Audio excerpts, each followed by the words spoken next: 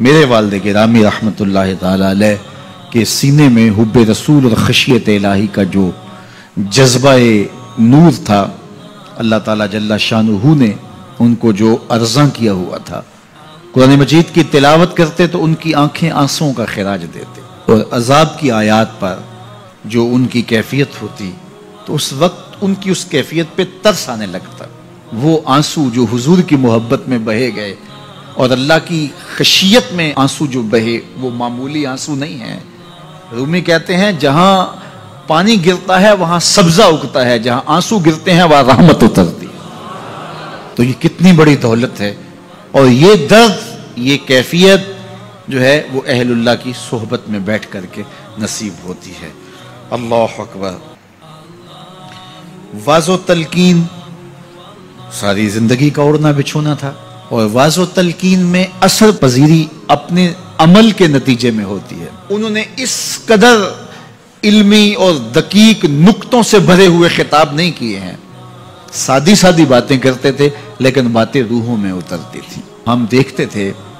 کہ جمعۃ المبارک کے اجتماع کے اندر کبھی کبھی تو کیفیت ایسی ہوتی کہ وہ ہم بالکل اس وقت بچے تھے، وہ کیا کہا تھا انہوں نے اور اس کے نتیجے میں وہ کیفیت پیدا ہوئی یہ تو ہمیں یاد نہیں ہوتا، لیکن اس کیفیت کی اثر آفرینی روحوں میں اترتی، اور ہم چھوٹے بچے ہونے کے باوجود بھی جو ہے وہ عجیب اس کیفیت میں، اس رنگ میں ڈوب جاتے جو کہ پورے ماحول کے اوپر رنگ طاری ہوتا، اور لگتا ہوتا تھا، مجھے اچھی طرح یاد ہے، ایسا لگتا ہوتا تھا جس طرح مسجد کی دیواریں بھی رو رہی ہیں اور آنسو بہا رہی ہیں۔ یہ کیفیت جو ہے وہ اللہ تعالیٰ جل شانہ نے ان کے لہجے میں رکھی تھی، اور اللہ نے ان کی زبان پر وہ اثر کا رنگ رکھا ہوا تھا۔ عجز و انکساری، ایک عجز وہ ہوتا ہے کہ جو انسان کی صرف زبان پہ ہوتا ہے، میں بڑا عاجز ہوں، لیکن وہ ہوتا نفس الامر میں متکبر ہوتا ہے۔ اس تکبر سے بچنا چاہیے کہ جو لفظوں کی حد تک عجز ہو لیکن رویہ اس کا متکبرانہ ہی ہو، لیکن میں نے ان کو حقیقی طور پہ عاجز پایا ہے۔ عجز اور انکساری ان کی طبع کا حصہ تھا، انہوں نے اپنے اوپر عجز کو مسلط نہیں کیا تھا، اپنے آپ کو عاجز رکھنے کی کوشش کرتے تھے، ایسا نہیں تھا۔ ہاں، اپنے آپ کو عاجز رکھنے کی کوشش یہ بھی محمود ہے، لیکن وہ اس کیفیت میں تھے کہ وہ فطرتاً طبعاً ان کی طبیعت میں انکساری تھی اور ان کی طبیعت میں عجز تھا، اور اللہ تعالیٰ جل شانہ کو عجز بہت پسند ہے۔ یہ باتیں میں آپ سے وہ کر رہا ہوں جو میرا صرف وجدان ہی نہیں کہتا بلکہ جو میری آنکھوں نے جس کا مشاہدہ کیا ہے۔ اچھا، میرے والد گرامی رحمت اللہ تعالیٰ علیہ اللہ سے بہت زیادہ ڈرنے والے تھے۔ وہ ہمیں بار بار اس بات کی تاکید کرتے تھے کہ میری قبر پکی نہ بنانا اور کوئی عالی شان مزار نہ بنانا۔ اس بات پہ زور دیتے تھے کہ میرے بعد جو ہے وہ میری کرامات کو نہ بیان کرنا، ایسی گھڑنے کی کوشش بھی نہ کرنا۔ ہم نے اپنے والد گرامی کی قبر تو پکی نہیں بنائی، لیکن ان کے فکر کو پختہ کر کے تھاما ہے۔ ہم نے ان کا عالی شان مزار تو نہیں بنایا، لیکن یہ مرکز مصطفیٰ ان کے مزار نور پر جو کہ کچا ہے، رحمتوں کے نزول کا سبب و ذریعہ ہے انشاءاللہ۔ تو قبر کچی ہے لیکن ان کا پیغام پختہ کیا۔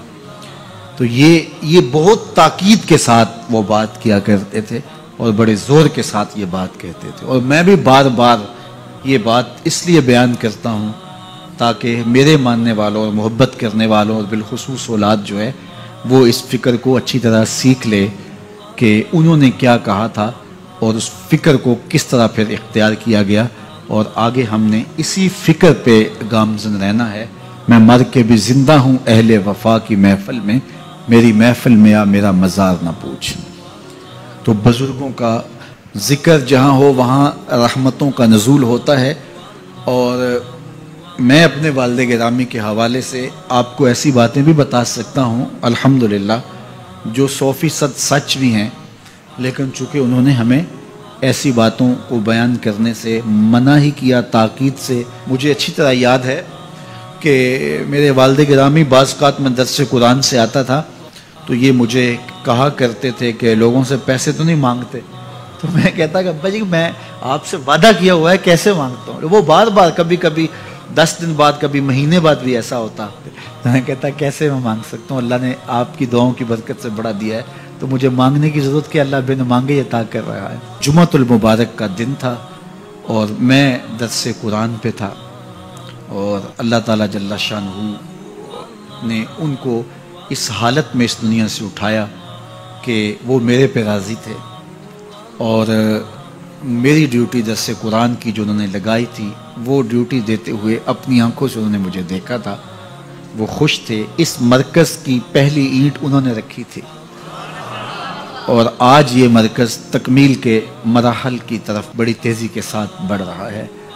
اس وقت جب انہوں نے ہمیں بہت ساری دعائیں دی تھی اور یہاں رونقیں ہوں گی، اتنا کچھ ہوگا، اس وقت ظاہری اسباب نہیں تھے، لیکن ان کی بصیرت کی آنکھ یہ سارے مناظر دیکھ رہی تھی، اور آج یہ ہجوم عاشقاں، یہ محبتوں کا عالم اور یہ پیار کی کیفیت، یہ یقیناً ان کی دعاؤں کا ثمر ہے۔